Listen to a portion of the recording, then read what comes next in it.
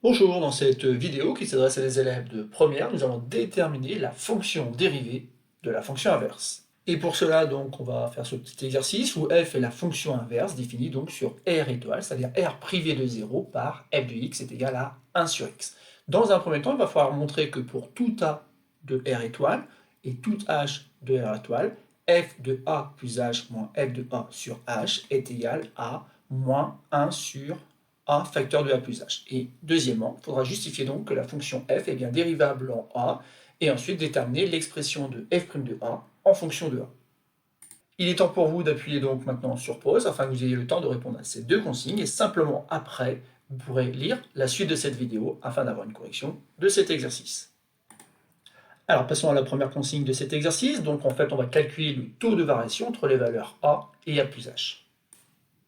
On va donc dans un premier temps donc remplacer f de a plus h, tout simplement, par l'image de a plus h, par la fonction inverse. On obtient donc 1 sur a plus h. Ensuite, donc, on enlève l'image de a, donc on enlève l'inverse de a, et tout ça, bien sûr, divisé par h.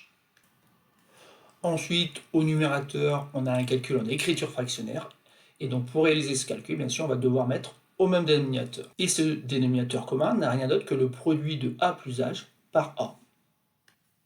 On obtient donc ici donc a sur le produit a plus h multiplié par a, et ici donc on obtient a plus h au numérateur. Ensuite donc on écrit ça sous la forme d'une seule fraction, donc ici on va avoir a, mais attention, a moins l'expression a plus h, c'est là qu'est la difficulté, il ne faut pas oublier de remettre les parenthèses. En effet ici c'est bien le numérateur de la première fraction moins le numérateur de la deuxième fraction.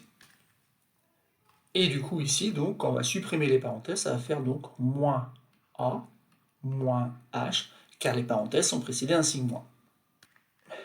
Ensuite, donc bien sûr, a moins a, ça s'annule, et au numérateur, donc on a moins h sur a facteur de a plus h, le tout divisé par h. Et maintenant, il faut bien gérer cette division par h, en se rappelant tout simplement qu'on va multiplier par l'inverse.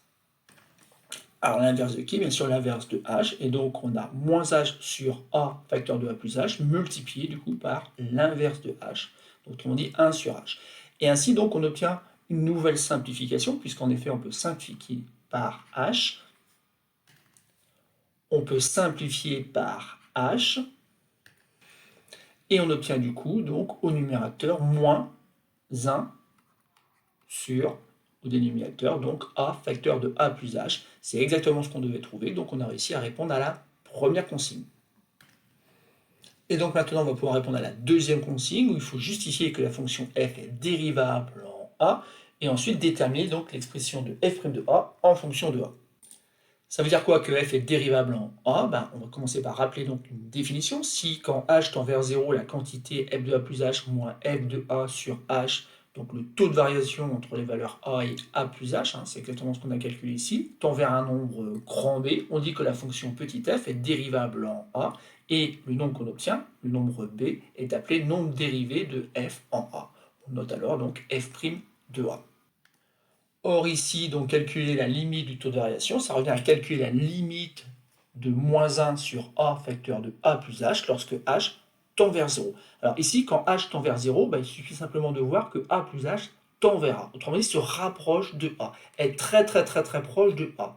Donc au dénominateur ici, finalement, on a quelque chose qui est très proche de a multiplié par a. Et donc on peut dire tout simplement que cette limite donc, est égale à moins 1 sur a au carré.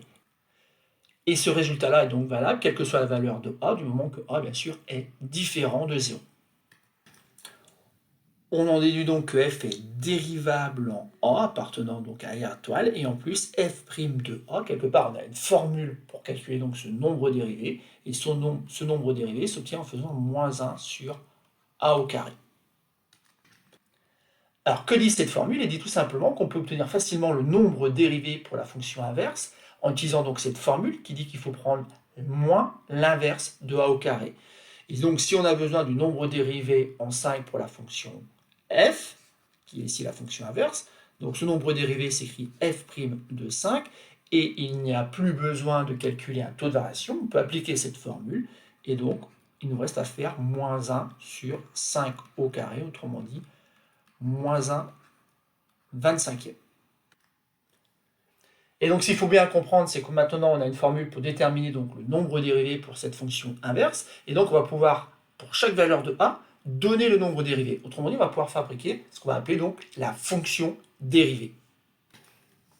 Et cette fonction dérivée de la fonction inverse est donc définie sur R étoile. Alors pourquoi R étoile? Tout simplement parce qu'on a une formule pour toute valeur de a différent de 0.